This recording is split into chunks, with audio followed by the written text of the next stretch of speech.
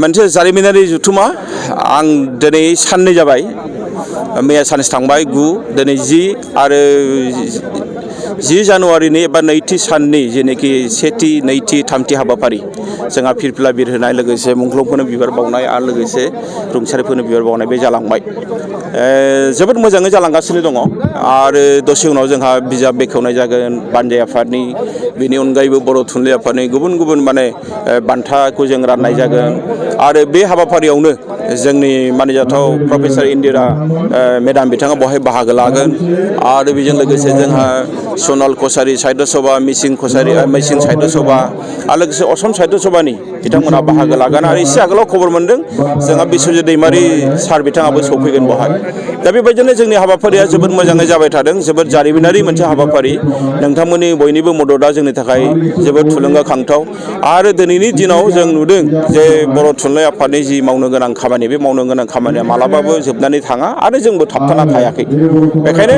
जोंनि हारिखौ दानायाव जोंनि इयुन जोलैखौ दानायाव बर' थुनलाइ आफादा जा रोखोमनि बिफाव लानांगौ बेखौ जों लालांबाय थागोन जोंहा दिनैहाय जोबथा थान्दै मेल जागोन मोनाबिलियाव बे थान्दै मेलनि गेजेरजों जोङो गोदान माने बर' थुनलाइ आफादनि मावफुं आफादखौ दानानै लागोन गोजाम मावफुं आफादनि टार्मसा इतिमध्य जोब्बायानो होनना बुंजायो बोसोरथाम नालाय जोंनि बर' थुनलाइ आफादनि संबिजिरा बेखौ नायनानै माने गोदान मोनसे आफादबो दानाय जागोन आरो गाबोन जाबाय जोंहा गेवलां मेल गाबोननि गेवलां मेलाव आसामनि मानिजाथाव गिबि मन्थ्रि बिथाङा बाहागो लानायनि खोथा आरो बेजों लोगोसे जोंनि बिटिसिनि मानिजाथाव गाहाय माने मुस्रि हाग्रामा महिलारि बिथाङा गेवलां मेलखौ बेखेवनानै होगोन आरो बे हाबाफारियावनो जोंनि दिल्लीनिफ्राय जोंहा प्रफेसर रमेश भरद्वाज बिथाङा सौफैगोन दिल्ली इउनिभार्सिटिनि माने प्रफेसर माने नीलाक्षी बिथाङा सौफैगोन आरो बिनि अनगायैबो जोंहा गोबां माने जोंनि बर' थुनलाइ आफादनि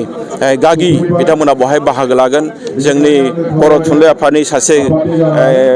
जोंहा बारग' लेङाइ आफादगिरि बारग' गाहाय नेहाथारि मुस्रि कमलाकान्त मोसाहारि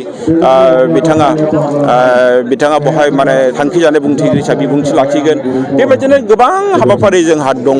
आरो बे हाबाफारिफ्रा आं नुनायाव जोबोद मोजाङै जालांगोन जोंहा मैयाबो जोङो फरायसाफोरनि थाखाय मोनसे मटिभेसनेल मोनसे प्रग्राम दंमोन बे प्रग्रामाबो ओरैबायदि मोजां जालांदों जोंहा हायद्राबादनिफ्राय साइन्टिस्ट फैदों प्रफेसर फैदों आरो लोगोसे जोंनि लकेलनिफ्रायबो जोंहा IAS अफिसारफोर जायफोर रिटायार जानाय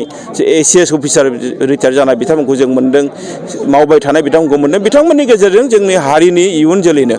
जोंनि हारिया जाहाथे जोङो जौगाबाय थानो हायो खुनु पयदे जोङो थाबथाया जोंनि जि मोनसे खामानि मावनाया जेरावबो जाहाथे बियो हल्ड जाया बेखौ जों नोजोर होनानै बर' थुनलाइ आफादा खामानि मावदों जोङो दिनै बर' थुनलाइ आफाद हिसाबै बुंनो थाङोब्ला जोंखौ गुबुना बुंनो नागिरो जे बर' थुनलाइ आफादा मानो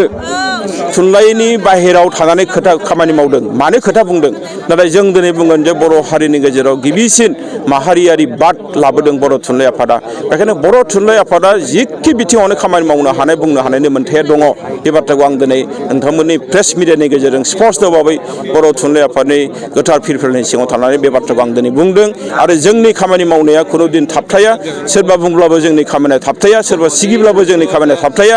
सोरबाया जोंखौ होबथाब्लाबो जोंखौ होबथानो हानाय नङा स्पष्ट खोथा